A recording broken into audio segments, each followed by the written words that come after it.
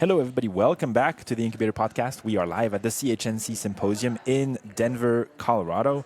And this morning, we are joined by our good friend, Dr. Namrita Odackal and Dr. Lamia Soghier.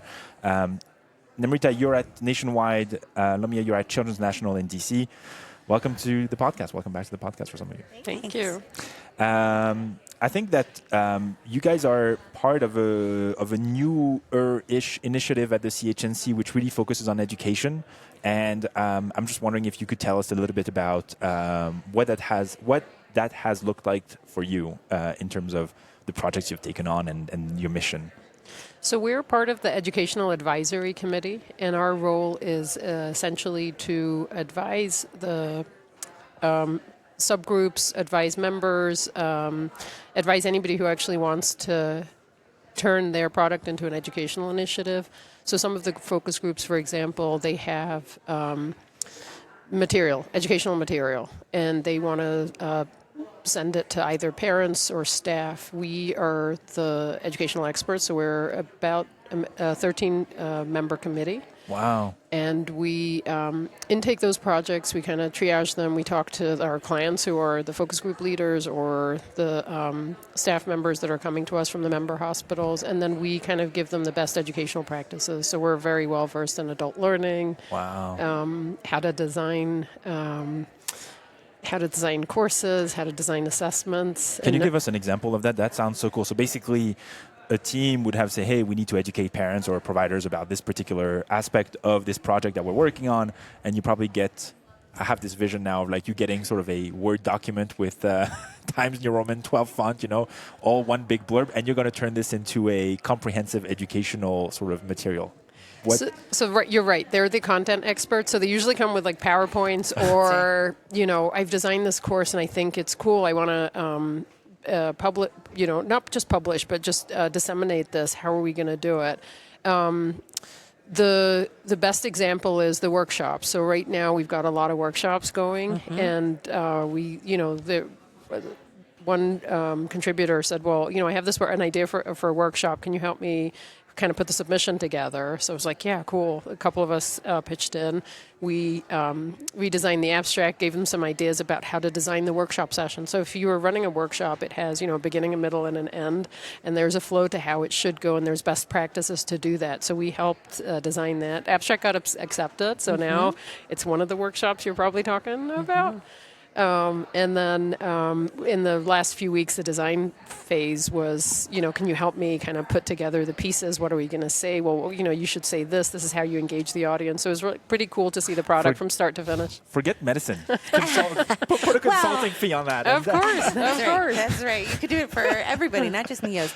But I think what you guys are doing is so critical because education is a specialization, right? And just because we're good at QI or we're good at bench research or patient care doesn't mean we're good educators. So I love that. Tell us a little bit about your team. Maybe Namrita, you can answer this. And why is it valuable to have this specialized training in some educational skills? Sure. So the call for the members, everyone shares in common enthusiasm for education. And then together we collectively are providing our expertise when we get these consultations and coming up with ideas for what to do. And I think that multidisciplinary approach is also super important when we're talking about not just educating the future neonatologists, but the future educators in neonatology, which of course spans across disciplines.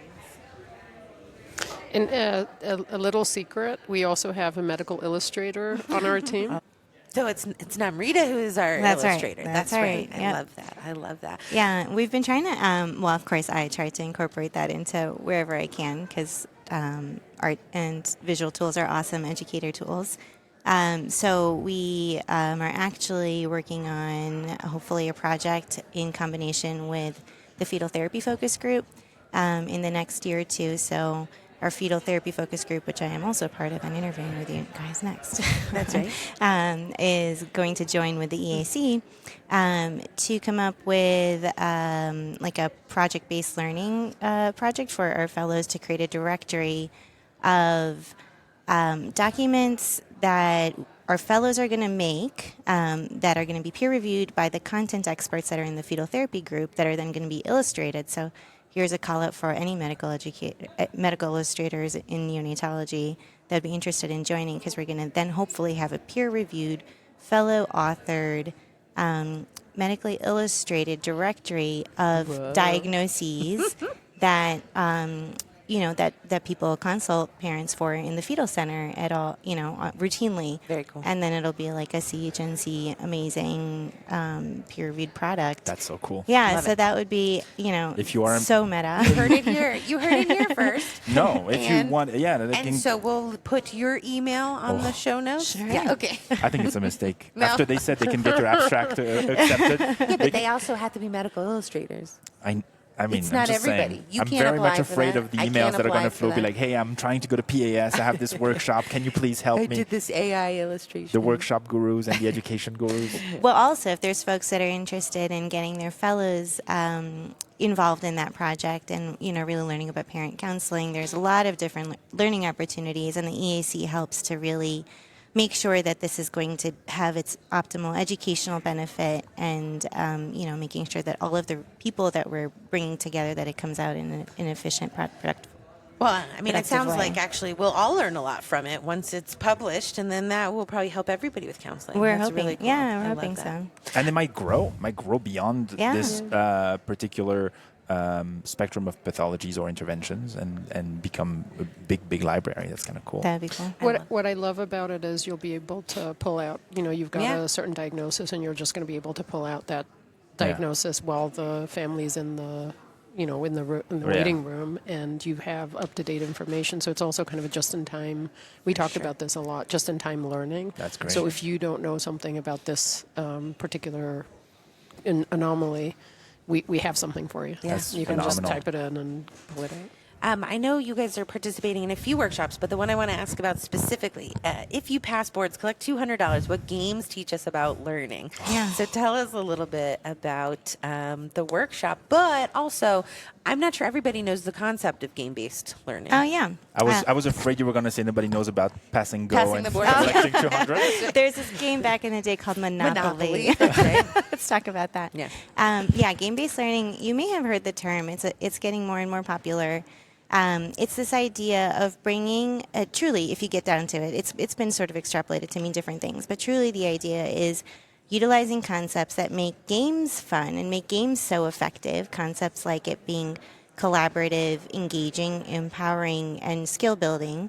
And all of those things are also really important in education. Mm-hmm. And showing in this workshop, what we're going to be doing is showing how these two domains, games and education, have an overlap, and how we can really optimize that knowledge and the literature that's out there to work on creating game-based learning tools for educators in neonatology. So how do we bring this concept that's been used in health sciences, in a variety of different fields for learners, and really incorporate it into our world in neonatology in a way that is, again, really effective. It's not about simplifying. It's not about dumbing things down now that it's colorful or fun, but using the tools that make games effective and education effective in adult learning theory, and all of the concepts that we know that make our demographic of learners able to learn well.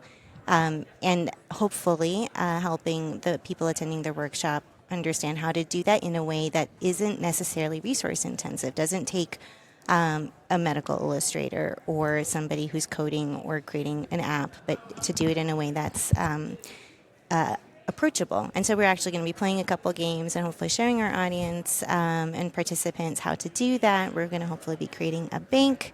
So again, another shout out for anyone who wants to do. Ultimately, what would be great to come out of this is coming up with a task force of people that want to make games for learners in neonatology. And again, that doesn't have to be just medical students or fellows or physicians, but for RTs, for nursing, and this hasn't been geared towards parents particularly, but could also be towards parents, although there might be some. You don't want to make light on their experience. For sure. So that's the gist of it. Yeah, That's very cool. And when we went to Nationwide, we saw that in action a Behind little bit. you. While you guys are doing lunch. Yeah, absolutely. But I mean, the engagement Yeah. and listen, I mean, I've been at many noon fellows, sort of whatever educational. They're a thing. little womp-womp. I mean, the number of people who are half asleep is always and to see this engagement, that's what I remember. Everybody was engaged, involved. It was kind of bustling, so it works. And another point is that this is something that we may think, oh, this sounds very PEDSy, but every other specialty, adults as well, Yeah. Oh, yeah. have tapped into this. Yeah. And it would be interesting for people to Google sort of medical games, whether they are card games, and this is very, very much popular in the rest of medicine. So I think it's really something great that you're taking on. Yeah, well, that's what I wanted to ask. I mean, I buy into game-based learning. My chief here will show you that. But what about people who are like, well, we all learned, we did fine just doing it the regular old way. Yeah. Or why would I waste my time making a Jeopardy game when the fellows can just learn the three types and call it a day. Yeah. RTA, just memorize it. Yeah. So what does the data say about, the efficacy of game-based learning? Yeah, and it's a really great point because it does take extra effort. It does take extra energy.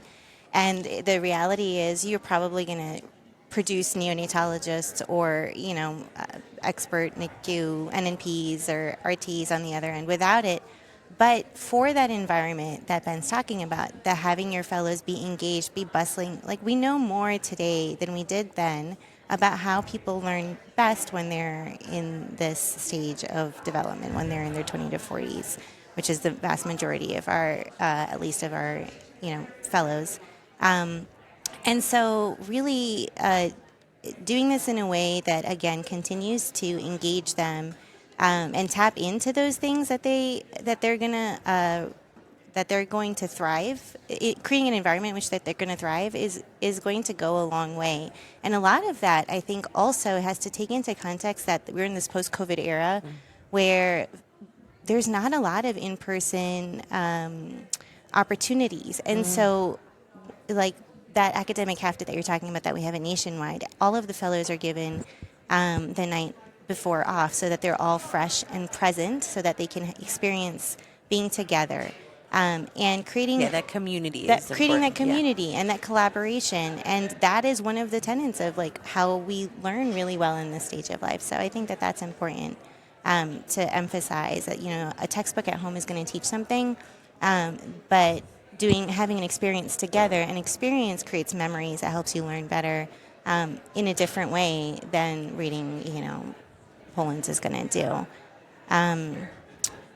I just kept talking and I forgot. Well, I think what you're highlighting is that our trainees have to learn, but there's also something to be said about how can we reduce this quote unquote burnout, moral distress in medicine, and some of those things that are just human nature, right? Being together with others, sharing with others, eating together, spending time together, sleeping enough. Some things that medical training are not allowing for, and anybody who's studied anything about learning knows that your brain learns best when it's happy and well rested. You feel safe. I was going to say to Ben's point, so again, Ben was asking, why should I do it? Yeah. So the other value proposition is you want people to learn faster, right? For sure. I'm going to do the Star Trek analogy, right? You want people to, ramp up on their learning super, super fast. So if you engage them in a way that the learning happens faster, 10 times faster,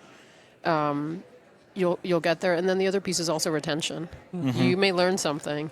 Doesn't mean you're going to, in 6 months, remember what it is. So to Namrita's point about, it solidifies. If you remember you had fun doing it, this was the context, and, the next patient that comes through the door, this is what I'm going to do. That's kind of invaluable, right? Yeah, for sure. I'll tell you, I still, from my board studying, we had a small group, maybe 3 or 4 of us, and I can still remember my